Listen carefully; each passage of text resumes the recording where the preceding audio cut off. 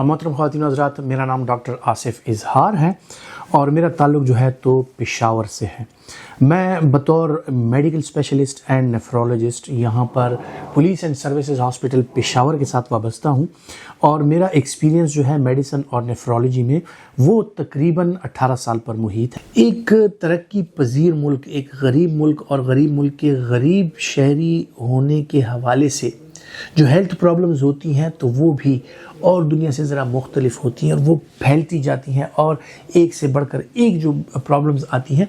तो वो होती हैं जनाब, जो हमारे यहाँ बहुत ज़्यादा है वो है स्किन पर ख़ारिश होना, जिस्म में ख़ारिश की बीमारियाँ। तो ख़ारिश की बीमारियों का अगर जिक्र किया जाए तो उनमें जो सबसे ज़्यादा एक कॉमन चीज़ है जो कि क्योरेबल है, जिसका इलाज भी पॉसिबल है, जिसकी रोकथाम भी पॉसिबल है, वो है जनाब स्केबीज़ का इशू कि इसमें एक ख़ास किस्म का जरसूमा होता है जुए की तरह और ये जरसूमा जो है एक दूसरे तक मुंतकिल होता रहता है। तो उसका जो मुंतकिल होने का अमल है, उसकी स्प्रेड जो है उसको सफाई सुथराई के ज़रिए और अपनी सेहत का ख्याल रखे उसको रोका जा सकता है। फिर कुछ स्किन पर प्रॉब्लम्स ऐसी होती हैं कि जो ऐसी हैं कि जिनको आप चाहते हुए भी वो आपको हो जाती हैं। खुदा न खास्ता आप में एक्जिमा की प्रॉब्लम है, आपको स्किन की खुश्की की प्रॉब्लम है या आपकी स्किन का टेक्सचर जो है वो खुश्क है, तो स्किन के हवाले से अगर एक्जिमा या इस तरह की और मसाइल का आप शिकार हैं तो वो तो ऐसी चीज़ है कि उसमें इंसान को कोई बस नहीं चलता, बीमारी है वो आ जाती है, लेकिन उसको आपने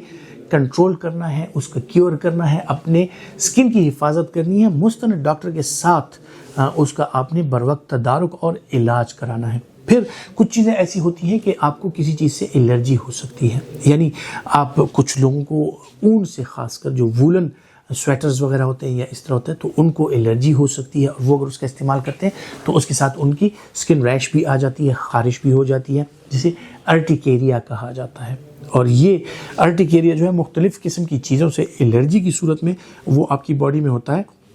किसी को खुराक से एलर्जी हो सकती है, मतलब अगर वो लोबिया खासकर और बीन्स और नट्स यानी पीनट्स वगैरह, कुछ लोगों को नट्स या बीन्स से एलर्जी होती है, वो अगर इसका इस्तेमाल करते हैं तो उनके बदन पर खारिश स्टार्ट हो जाती है। फिर जो आपका एनवायरनमेंट है उसको आपने ऐसे रखना है कि अगर आप बहुत ज़्यादा अपने एनवायरनमेंट को गर्म कर देते हैं उसके साथ भी आपकी बॉडी जो है वो उस पर खारिश जो है वो आ सकती है और आपकी बॉडी के इरिटेशन जो है वो बढ़ सकती है। मुख्तलिफ़ किस्म की ऐसी बीमारियाँ, खुदा न खास्ता कि कुछ लोगों को अगर लिवर की बीमारी है, कुछ लोगों को अगर किडनी की बीमारी है, तो यूरिया बढ़ने के साथ या बदन का अमोनिया लेवल बढ़ने के साथ या यरकान के साथ जो है तो अक्सर लोगों को स्किन पर ख़ारिश की जो अलामात होती हैं वो वाज़े और ज़ाहिर होना शुरू हो जाती हैं।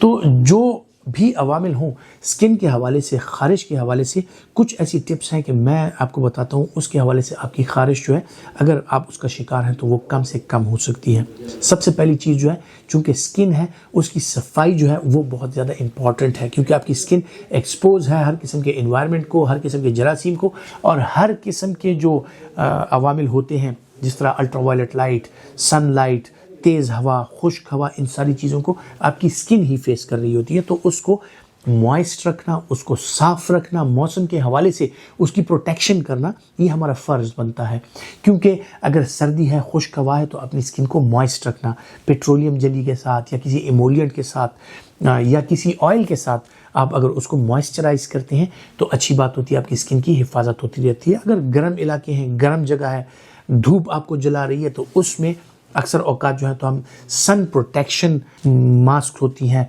उसका इस्तेमाल कर सकते हैं, पी कैप वगैरह का, छतरी का इस्तेमाल, ज़्यादा सायेदार जगहों में हम रह सकते हैं। और अगर काम आपका बाहर है तो आप सन ब्लॉक का इस्तेमाल कर सकते हैं। फिर आप जिन कपड़ों का इस्तेमाल करते हैं उनका इंतखाब जो है वो बहुत ज़्यादा मौसम के लिहाज से और आपकी बॉडी के लिहाज से जो है वो बहुत ज़्यादा इंपॉर्टेंट होता है। अगर आपको वूल से एलर्जी है, नायलॉन से एलर्जी है, तो उन चीज़ों को आप अवॉइड करें। फिर आप ऐसे कपड़ों का इस्तेमाल करें जो आपकी बॉडी के लिहाज से आपको एलर्जी ना दें। फिर अपने रहन सहन का जो एरिया है उसकी सफाई, खुसूसन बेड शीट्स की सफाई, कंबल वगैरह, इन चीज़ों की सफाई सुथराई का ख्याल जो है वो बहुत ज़्यादा ज़रूरी है। फिर अगर कहीं आपको बाहर जाना होता है, कहीं आप होटलिंग करते हैं या बाहर स्टे करते हैं, तो कोशिश करें कि अपना एक पिलो कवर और बेड शीट वगैरह ये अपने साथ एटलीस्ट आप रखा करें, ताकि आप साफ़ सुथरा और अपना तौलिया वगैरह वो आप इस्तेमाल करें, तो दूसरों से जो स्किन प्रॉब्लम्स होती हैं, स्केबीज़ वगैरह, वो आपको मुंतकिल होने के चांसेस जो हैं वो कम से कम हो जाते हैं। फिर भी जो एक अहम चीज़ है, अहम नुक्ता है, इन सारी चीज़ों का अगर हम निचोड़ निकालें तो एक चीज़ पर बात आ जाती है कि सफाई निस्फ ईमान है। और सफाई को निस्फ ईमान करार देना सफाई के हक़ में एक बहुत बड़ी दलील है, क्योंकि यही सफाई जो है आपके जिस्म की, आपके माहौल की और आपके रूह की जो है, यही सफाई जो है आपको मुख्तलिफ़ किस्म के जिस्मानी और रूहानी मसाइल से निजात दिला सकती है। तो सबसे पहले स्किन में एक इम्पॉर्टेंट चीज़ ये है कि आपका मेडिकल स्पेशलिस्ट या आपका स्किन स्पेशलिस्ट जो है वो आपके स्किन की टेक्सचर को देख के और आप पे जो लीजन्स हैं उनको देख के अंदाज़ा लगाना होता है उसको कि ये स्केबीज़ है या इसके अलावा कोई फंगल इन्फेक्शन है या कोई बैक्टीरियल इन्फेक्शन है, तो उसकी तशख़ीस जो है वो बहुत ज़्यादा इंपॉर्टेंट होती है।